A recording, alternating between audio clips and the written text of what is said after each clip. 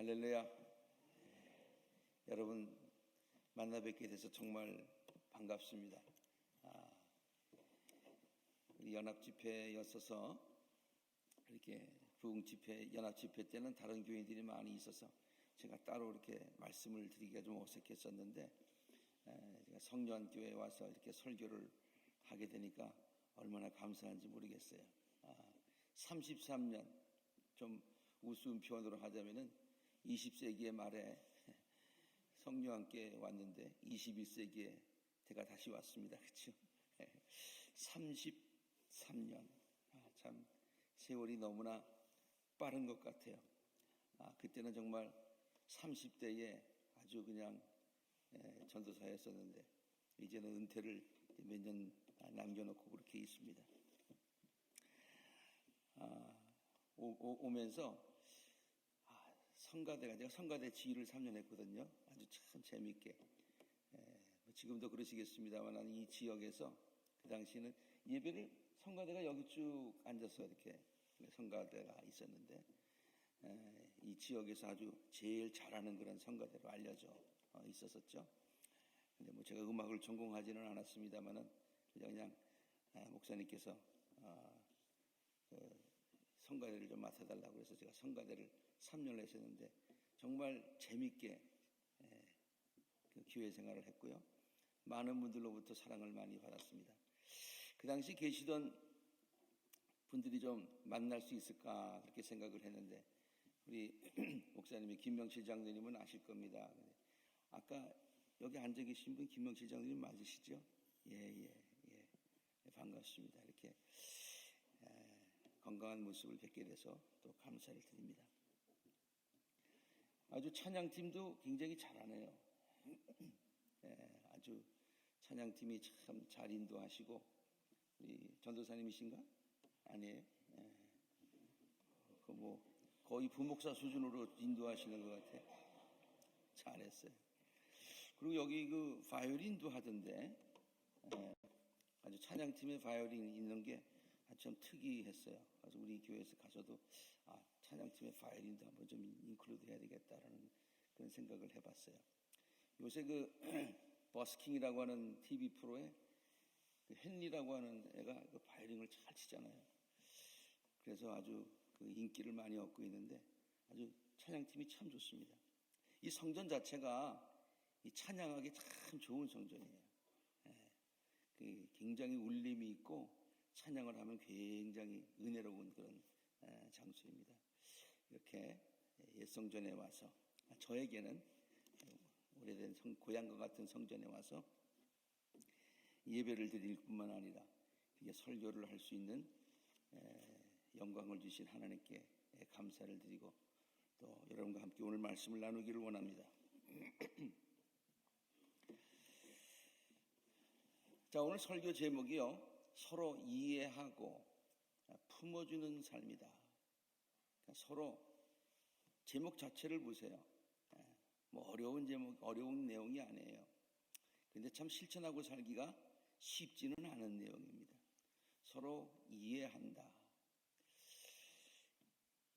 이해하려고 하면은 영어로는 understand 그러죠. 남의 위에 서가지고 공합적인 자세로 남을 바라보면 이해가 안 되죠. understand, 정말 겸손한 마음으로 그를 높이는 마음으로 있을 때 이해가 되겠죠. 우리나라 말이 참 재밌어요. 남을 나보다 낮게 여기라. 그런데 그 말을 우리가 잘 이해를 해야 돼요. 남보다 남을 시옷해야지 남보다 이렇게 지읒하면 안 돼요. 남을 나보다 낮게 여기면 안 되고 남을 나보다 낮게 여겨줘야 되는 거예요. 근데 이게 발음이 다 똑같다 보니까 헷갈리면서 사는 사람들이 굉장히 많은 것 같아요. 그겁니다. 그렇게 understand하고 시옷하면서 섬길 때 이해하는 게 되는 거예요. 그리고 품어주는 게 되는 거예요. accept. accept라고 하는 것은 상대방의 있는 그대로를 받아주는 것입니다. 그렇죠? 그걸 accept라고 해. 그래서 하나님이 우리를 있는 그대로 받아주셨습니다. God accept us as who we are. 있는 그대로 받아주셨어요. 우리가 자격이 없지만 받아주셨어요. 그래서 하나님의 은혜를 설명할 때 틸리라고 하는 신학자는요, 하나님이 우리를 그냥 받아주신 것, 있는 그대로 받아주신 것, 그것이 은혜다, 그렇게 얘기를 했어요. 그리고 또 같은 말로 믿음의 확신이라는 것은 뭐냐? 하나님이 우리를 있는 그대로 받아주셨다는 그 사실을 우리가 받아들이는 것, 이것이 믿음이요, 믿음의 확신이다, 그렇게 얘기를 했거든요. 그러니까 그러한 넓은 마음 가지고 살아가는 것이 굉장히 중요해요. 서로 이해하고 품어주는 그 같은 삶을 살자라는 그런 생각을 가지고 오늘 이 말씀을 준비를 했어요. 근데 저도요, 이제 조금씩 나이가 이렇게 들어가면서요, 마음 가운데 이상하게 그 남들에 대한 섭섭함이 조금씩 생기는 것 같아요. 네. 목회를 하면서도 물론 감사한 것도 많이 있지만은 인간관계에서 이렇게 좀 섭섭한 것을 쉽게 느끼는 것 같아요. 이거 나이가 들어가면서 그런 것 같아요. 그 다음에 우리 자녀들과의 관계에 있어서도 물론 굉장히 참 좋은 점도 많이 있는데요. 그 시집가고 장가가고 뭐 애들 낳고 살면서 자기들의 삶에 바쁘다 보니까 부모가 기대하는 것 그 외에 좀 못 미칠 때가 있잖아요. 근데 또 말하기는 뭐하고 그냥 섭섭함이 조금 쌓여가는 때가 있더라고요. 근데 내가 우리 교인들, 젊은 교인들 신방을 해서 보면은 말이에요. 젊은 교인들이, 애 있는 교인들이 우리 다 아들, 딸하고 나이가 비슷하니까 신방 가면은 목사님, 저 우리 장인 장모님이 요새 왜 이렇게 잠깐 삐지는지 모르세요? 너무 쉽게 삐진데, 부모님들도 너무 쉽게 삐지는데 우리들은 왜 삐졌는지 모르겠다는 거예요. 잘해드리려고 하는데 목사님 왜 그런 거죠? 어떻게 해야 되죠? 그래서 그 얘기 들으니까 우리 애들도 남에 가서 우리 아버님, 어머님 요새 삐진다 이렇게 얘기할까봐 마음 가운데 좀 이렇게 좀 찔림이 있더라고요. 그래서 이제 조금씩 나이가 들어가면서 사람들을 대하면서 뭐 특별히 교인들을 대하면서 정말 이제는 더 넓은 마음으로 남들을 이해해주고 품어주는 것이 그것이 얼마나 귀중한 것인가. 이것이 나에게도 좋고 남들에게도 존경받는 길이에요. 하나님 보시기에도 좋고. 그래서 오늘 그런 뜻에서 오늘 이 말씀을 증거하려고 합니다. 그러면서 바울을 봤어요. 바울의 말씀을 그런 관점에서 보다 보니까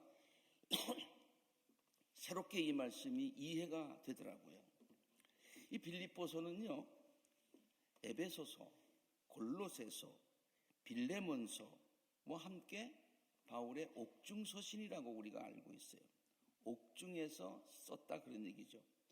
기록 연대는 대략 주후 62년경으로 추정을 합니다. 62년경에 썼어요. 그러니까 바울이 순교를 당한 시기가 주후 65년이라면은 빌립보서는 바울이 자신의 신앙 여정을 돌이켜보면서 말년에 쓴 것이다. 62년도에 기록했는데 65년도에 순교를 당했으니까 자기 인생의 거의 말년에 쓴 거죠. 그리고 자기의 삶을 돌이켜보면서 신앙 여정을 돌이켜보면서 쓴 그 책이 바로 이 빌립보서예요. 바울이 빌립보서를 말년에 썼다는 것에 주목하여 보는 이유는요, 빌립보서에 나타난 바울의 성품이 바울이 젊었을 때와 너무 다르다는 것을 발견할 수 있기 때문에 바울의 성격, 그 강직함, 뭐 그것에 비유해서 이 빌립보서를 썼을 때 바울의 톤은 완전히 달라요. 그런 관점에서 이 성경을 보았어요. 빌립보서에서 나타난 바울의 성품을 몇 가지 단어로 한번 표현을 해보자면은 성숙함, 그리고 부드러움, 넓은 마음, 품어주는 마음, 그냥 산타 할아버지 같은 그런 이미지예요. 예. 바울의 본래 성격, 특히 바울이 젊었을 때의 모습은 그런 단어들과 전혀 어울리지 않는 것들 우리가 잘 아시잖아요. 바울의 젊었을 때의 성격은 다음과 같은 말로 표현할 수 있을 것입니다. 우리가 바울에 대해서 잘 알고 있지만은 바울이 젊었을 때의 바울의 성격을 이런 단어들로 표시할 수 있다. 강직함, 원칙주의자, 타협을 모르는 성격, 한번 옳다고 생각하는 것은 절대로 굽히지 않고 남들의 생각을 받아들이지 않는 편협한 마음,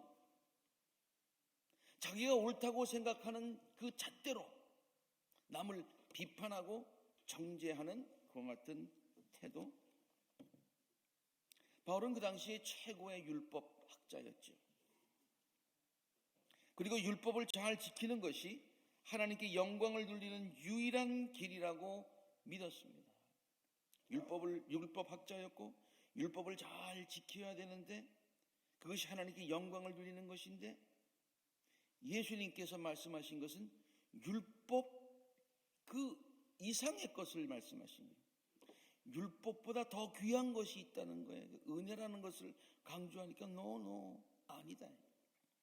그래서 그 율법보다 더 중요한 은혜를 강조하는, 은혜를 가르친 예수님, 그리고 예수를 따르는 자들을 처형하기 위해서 정말 확신을 가지고 하나님의 일이라고 생각하고서 그렇게 다메섹에 또 많은 사람들을 잡으러 댕겼던 그와 같은 사람이었던 것을 우리가 알 수 있어요.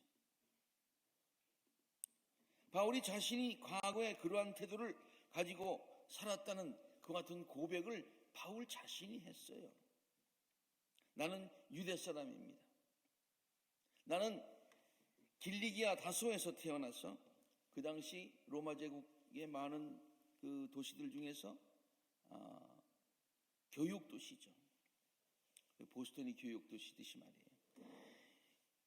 그리고 또 예루살렘에서 와서 유학을 했어요. 그리고 가말리알 선생의 문화에서 우리 조상의 율법의 엄격한 방식을 따라 교육을 받았습니다. 가말리엘 그러면 그 당시 최고의 율법학자였어요. 하버드 법대 나왔다 그런 얘기가 똑같은 거예요. 그래서 나는 오늘날 여러분 모두가 그러하신 것과 같이 하나님께 열성적인 사람이었습니다. 나는 이 도를 따르는 사람들을 박해하여 죽이기까지 하였고 남자든 여자든 가리지 않고 묶어서 감옥에 넣었습니다. 내 말이 사실임을 대제사장과 모든 장로가 증언할 것입니다. 그리고 나서는 예루살렘에 어디까지 갔었느냐? 다메섹까지 가서 잡으러 왔다. 지금도요 예루살렘에서 다메섹까지 가는 길이 그게 그 짧은 길이 아닙니다. 엄청나게 먼 길입니다. 그런데 거기까지 잡으러 갔다 그러네요. 자, 이렇게 자기가 생각하고 있는 자를 가지고 남을 정죄하는 강직한 그런 생각, 그것이 바울의 이미지였어요. 자기가 생각하는 틀에 사로잡혀 있는 사람들의 모습을 재미난 그림으로 표현한 것이 있어서 한번 보여드립니다. 여기 있는데요, 이쪽 사람이요, 이건 글자는 곰이야 그렇게 얘기했어요. 그 저쪽에 있는 사람은 아니야, 문이야 이렇게 얘기했어요. 네.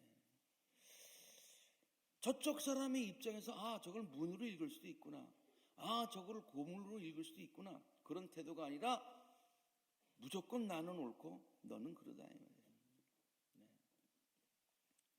물론 자신의 옳다고 생각하는 것에 대한 확신을 갖는 것, 원칙을 굳게 붙들고 살아가는 그런 강직함, 불의와 타협할 줄 모르는 삶의 태도, 나쁘다는 것 아닙니다. 그런 게 우리에게 필요합니다. 어떤 때는 우리가 너무 그러지 못해서 또 걱정일 때도 있어요. 참되고 신실한 성도라면 그러한 신앙의 자세를 좀 뭔가 타협할 줄 모르는 강직함, 이런 것들이 있어야지요. 우직함이 있어야지요. 지금 그런 얘기하고 있는 것 아니에요. 절대적인 진리야 붙들어야지요. 그런데 남의 생각의 입장에서 남의 신발을 신고 한번 생각해 볼 수 아는 그와 같은 마음의 여유가 우리들에게 있어야 된다는 얘기예요. 이러한 태도만을 가지고 살아가는 사람 탈 때에 범하기 쉬운 그런 잘못이 있어요. 이건 나만 옳다. 이것이 원칙이다. 이거는 변함할 수 없고 타협할 수 없다. 뭐 이런 생각을 가지고 살아가는 사람들의 그런 범하기 쉬운 것이 있다. 그것이 바로 마음의 여유를 잃기 쉽다는 얘기입니다. 마음의 여유를 잃기 쉽. 너그러운 마음을 잃기 쉽다는 것입니다. 남을 나의 잣대로 평가하고 정죄하기 쉽다는 것입니다. 그래서 내 마음 가운데 평정을 먼저 잃는다 그런 얘기예요. 남을 고쳐주려고 그랬는데 그게 고쳐지나요? 괜히 의만 상하죠. 또 그쪽에서 괜히 반발하면 더 기분 나쁘죠. 그래서 그냥 자기 마음만 평화를 잃게 되는 거예요. 이러한 바울의 편협한 성격을 볼 수 있는 또 하나의 예가 있지요. 이것이 바로 바나바와의 관계에서 생겼던 일입니다. 우리가 잘 알듯이 바나바는요 정말 아주 귀한 사람이에요. 저는 바나바라는 이름을 보면서 앞뒤가 똑같은 사람, 안과 밖이 똑같은 사람, 이름에도 나와 있잖아요. 앞으로 읽어도 바나바, 뒤로 읽어도 바나바. 이거 굉장히 귀한 사람이었어요.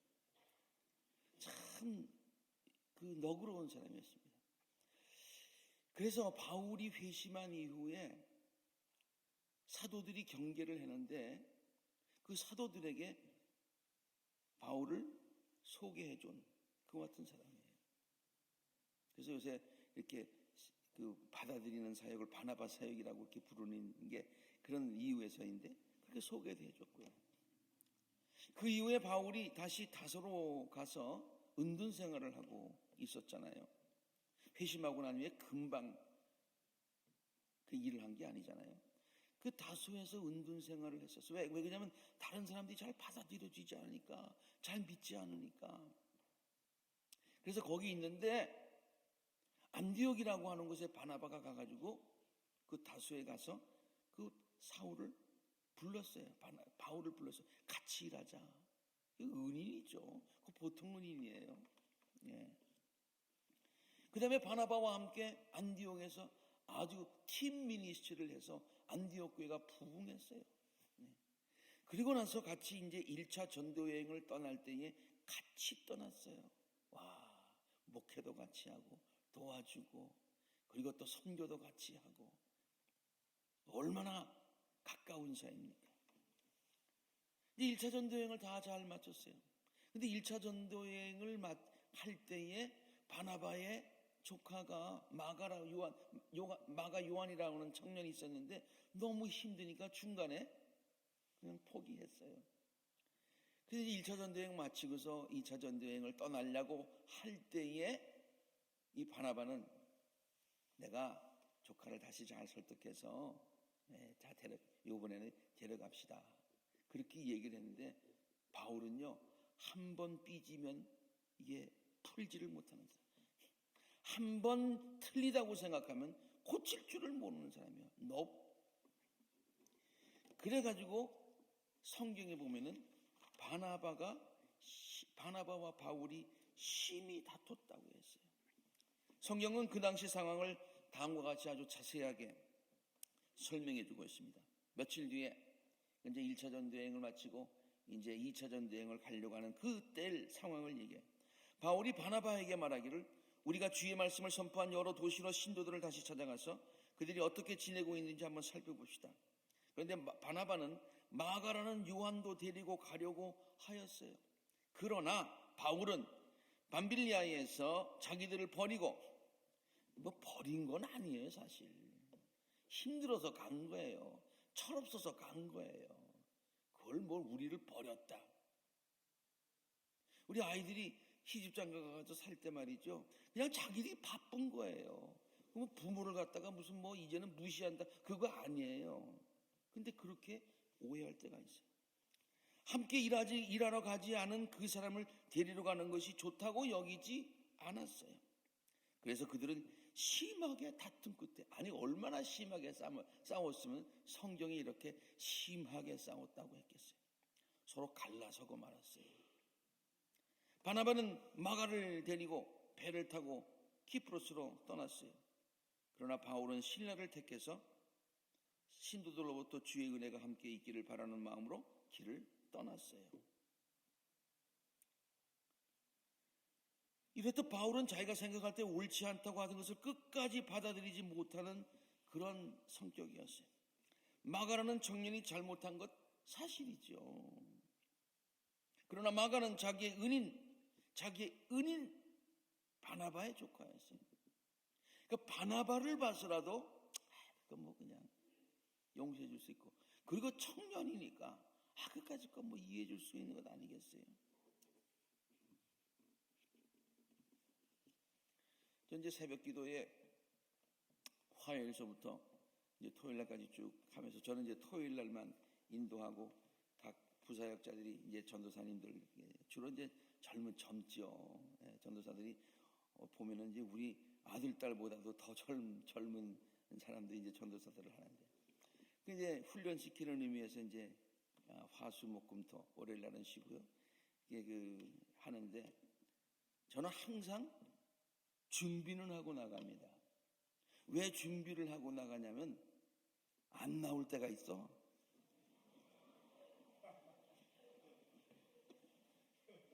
그래서 항상 대비를 하고 나가요.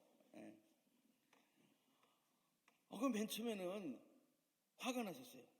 아니 그것도 일주일에 한 번, 그리고 뭐 어떤 전도사는 2주일에 한 번 그렇게 하는데, 아니 그 시간을 못 지키고 안 나와. 뭐 그래가지고 앞으로 목사 되겠어? 뭐 싹수가 뭐 이런 생각이 맨 처음 화가 났는데요. 우리 사람이 그러더라고요. 아유, 우리도 젊을 때 그 새벽기도 나가는 그 시간에 일어나는 게 얼마나 힘들어요. 지금도 힘들잖아. 어떤 때는 그냥 맨날 준비해가지고 나가요. 그렇잖아요. 그게 뭐가 그렇게 또 뭐 싹수까지 얘기할 얘기입니까? 못 나온 거지 뭐. 젊으니까 잠이 많은 거지 뭐. 그래 이해하지 못하고 그냥 삐져가지고 그럴 필요가 없다 그런 얘기예요. 그래서 소중한 바나바와의 관계가 끊어졌어요. 자기의 옳다는 것을 지키는 것, 이게 중요합니까? 아니면 바나바와의 관계가 끊어진 게 더 안타깝습니까? 여러분 한번 판단해 보세요. 그래서요, 자기만 옳다고 하는 사람들은요 혼자 삐지다가 나중에 혼자 외로운 삶을 살게 되더라고요. 그랬던 바울이 변했습니다. 앞에서도 말했듯이 이제는 바울이 모든 사람들을 품어주는 그 같은 사람이 되었어요. 오늘 본문 말씀에 이런 말씀이 있어요. 본문 말씀 4장 10절에 보니까 나를 생각하는 마음이 여러분에게 다시 일어난 것을 나는 주님 안에서 크게 기뻐합니다. 이따가도 말씀드리겠습니다만 바울이요 이렇게 2차 전도여행 하면서 첫 번째 마게도니아로 들어가가지고, 지금의 유럽이죠. 마게도니아로 들어가가지고 처음에 세운 교회가 빌립보 교회였어요. 빌립보 교회 처음에 세웠다. 그게 얼마나 마음이 기쁘겠어요. 애틋하겠어요. 그리고 그 교회가 바울의 사역을 재정적으로 많이 도왔었어요.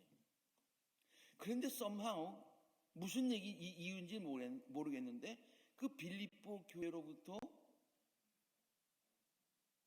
지원이 끊어졌어요.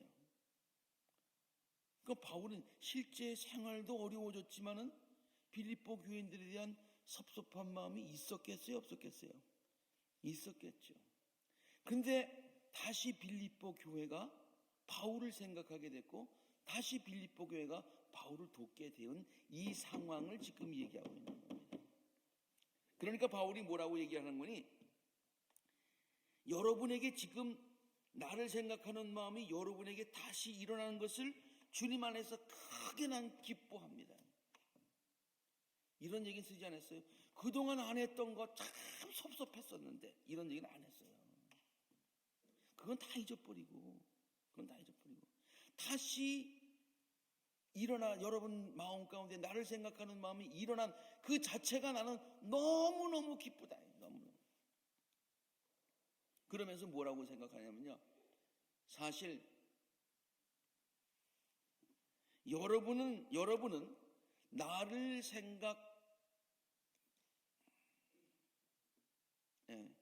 여러분은 지금 4장 10절 얘기하고 있어요. 그 앞에 분 같은데.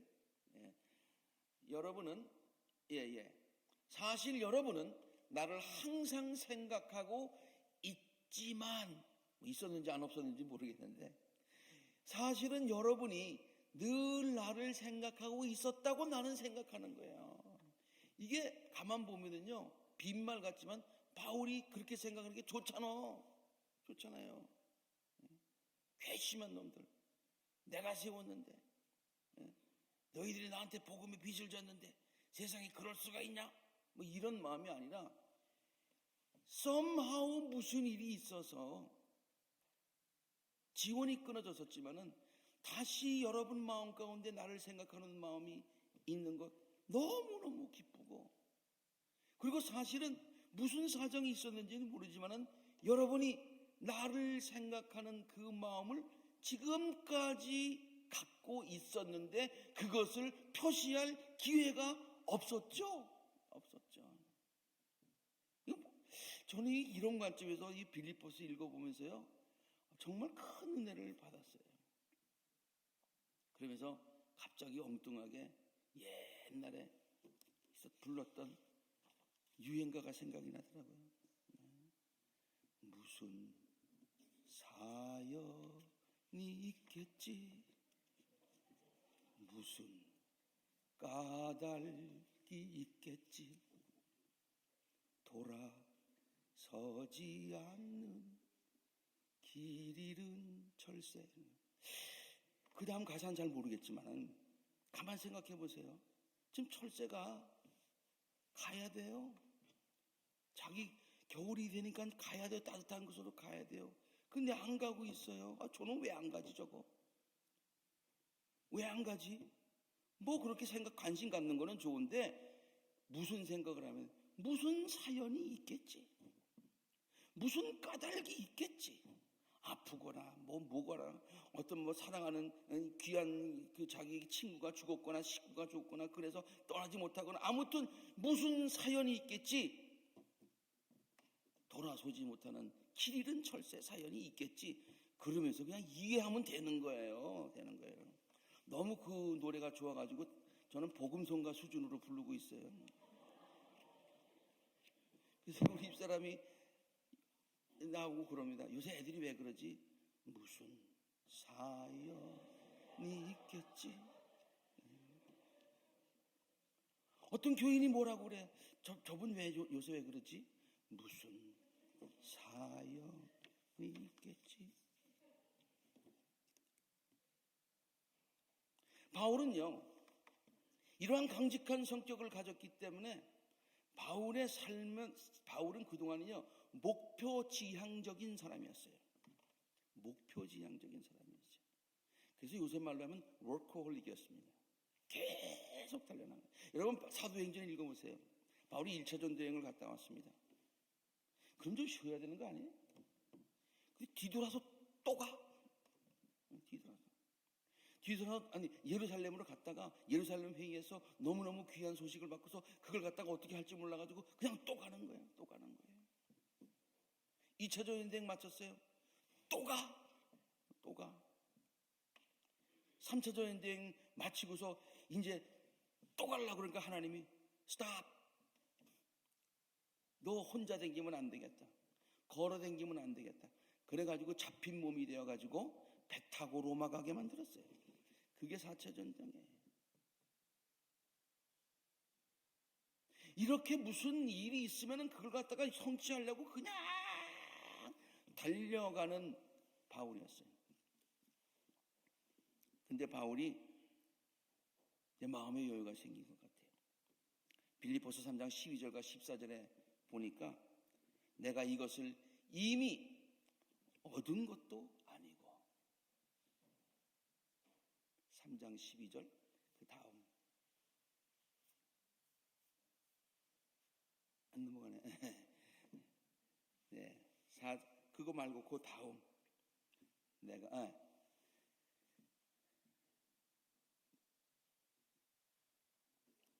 좋습니다. 아무튼 3장 12절서부터 14절까지 내가 이것을 이미 얻은 것도 아니고 내가 이미 목표점에 다른 것도 아닙니다.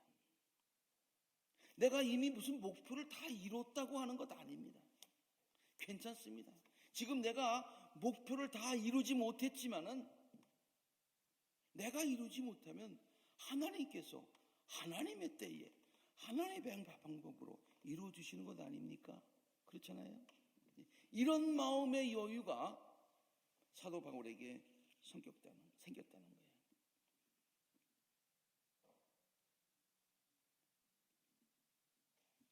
이렇게 마음이 변한 바울이 비결이 뭐가 있을까요? 왜 변했을까요?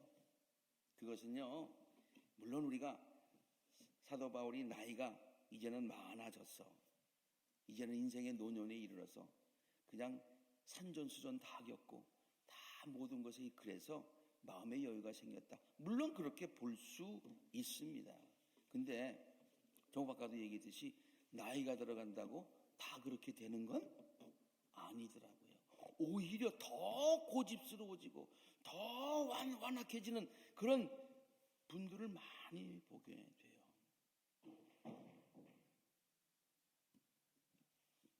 그러면 바울이 성숙한 신앙의 성품을 갖게 된 비결이 뭘까요? 전 세 가지로 요약을 하고 말씀을 마치려고 합니다. 첫째로요, 바울은 그러한 신앙의 성품을 갖기 위해서 골똘히 생각하고 바라고 노력했다고 하는 거예요. 4장 8절에 이런 말씀이 증거입니다. 마지막으로 형제자매 여러분, 무엇이든지 참된 것과 무엇이든지 경건한 것과 무엇이든지 옳은 것과 무엇이든지 순결한 것과 무엇이든지 사랑하는 것과 무엇이든지 명예로운 것과 또 덕이 되고 칭찬할 만한 것을 이 모든 것들을 여러분들이 골똘히 생각해 보십시오. 이 말은요, 우리가 마음에 그냥 가만히 있다고 나이가 들어간다고 세월이 간다고 넓어지는 게 아니에요. 그런 마음을 갖게 하는 것이 어떻게 하면 그런 마음을 가질 수 있을까? 골똘히 생각하고 바라고 소망해야 된다는 얘기예요. 그리고 그런 사람이 되어야지라고 마음을 먹어야 된다는 얘기예요. 두 번째, 넓고 여유로운 마음을 갖게 되는 비결은 주님께서 가까이 오셨다는 생각을 항상 하면서 사는 것이라고 했어요. 빌립보서 4장 5절에 바울이 분명히 이런 말을 기록하고 있어요. 여러분의 관용을 모든 사람들에게 알아요. 이 관용이 뭡니까? 넓은 마음이에요. 품어주는 마음이에요. 다 억셉트하는 마음이에요. 그렇게 하면서 뭐라고 얘기하는 거니? 주께서 가까이 오셨습니다. 주께서 가까이 오셨습니다. 이 종말론이라고 하는 것을 제가 이게 길게 설명을 못 드리겠습니다만 종말론은 두 가지로 얘기할 수 있어요. 하나는 예수님의 이 종말, 예수님께서 말씀하신 이 시대적인 종말도 있을 수 있지만은 개인적인 종말도 있을 수가 있어요. 주님께서 가까이 오셨습니다.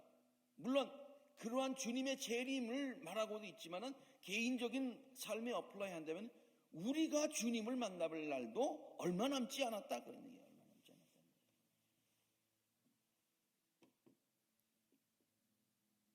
사람의 앞일이라는 것은요, 한치 앞을 모르는 거예요. 죽음 앞에 서면 용서하지 못할 사람이 하나도 없다. 자, 모든 사람에게 관용한 마음을 가지십시오. 우리가 나중에 하나님 앞에 설 날이 얼마 남지 않았습니다. 우리 모두 한번 죽음 앞에 섰다고 생각해 봅시다. 못 품을 일이 뭐가 있겠습니까? 그런 얘기예요. 그런 얘기. 죽음 앞에 서면 내려놓지 못할 거가 하나도 없어요. 하나도 없어요. 죽음 앞에 서면 내려놓지 못할 게 하나도 없어요. 제가 이거 폴데이번 있을 때 저 안디옥 교회에서 5년 목회를 했죠. 여기서 3년 성가대 지휘하다가 거의 이제 5년 목회를 하다가 하는데 그때에 걸프전이 터졌었어요. 네. 그래가지고 우리 그 교인들 남편들이 이제 미군들하고 결혼하신 분들이 많이 있었는데 남편들이 걸프전에 갔었어요. 그래가지고 걸프전에서 있었던 그 돌아와가지고 걸프전에 생겼던 일들을 옛 군인들로부터 아빠들로부터 많이 들었어요. 근데 정말 그냥 그 폭격하고 모았을 때 이라크 그 포로들 전부 다 그냥 손 들고 나와가지고 그냥 우리 살려달라고 그냥 자진 포로가 된 거예요. 먹을 게 하나도 없기 때문에 죽음이 바로 앞에 있으니까 뭐 후세인이고 뭐고 뭐 미국이고 뭐 이런 거 생각 안 하고 그냥 그 앞에 다 손 들고 다 지금 추록에 포로들을 싣고 가다 그럽니다.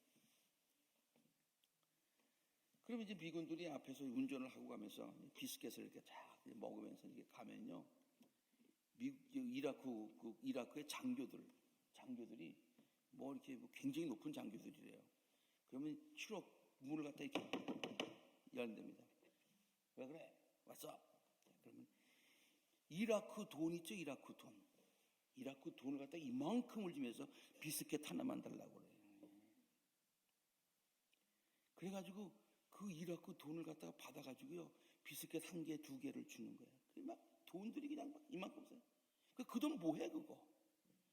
그래가지고 우리 교회 와가지고 수보니어로 다 나눠줬어요 그거. 사람이요, 죽음 앞에서는 정말 굉장히 소중하다고 생각했던 것이 아무것도 아니에요.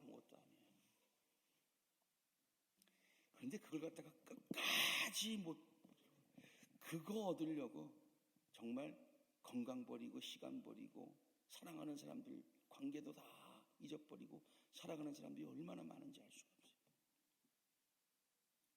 죽음 앞에서는요, 돈과 명예와 권력 갖지 못했다고 후회하는 사람 아무도 없어요. 목사를 이렇게 쭉 목회를 하다 보니까 죽음 앞에 있는 사람들을 많이 이렇게 마지막에 지금 어떤 분이 뭐 오늘 내일 해서 지금 마음 가운데 좀 졸이고 있는데,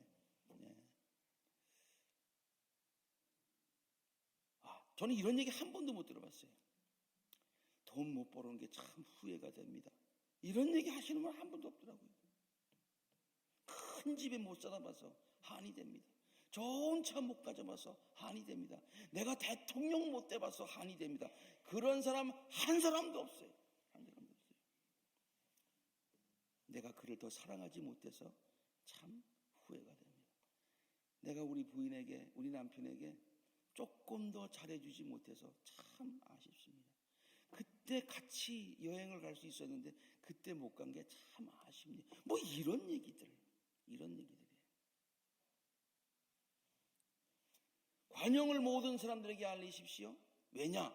주께서 가까이 오셨다. 마지막으로 바울은 이러한 신앙의 성품은 인간의 노력만으로 되는 것이 아니라 주 안에서 가능해야 된다는 것을 다음과 같이 강조하고 있습니다. 마지막으로 이런 얘기를 하겠어요.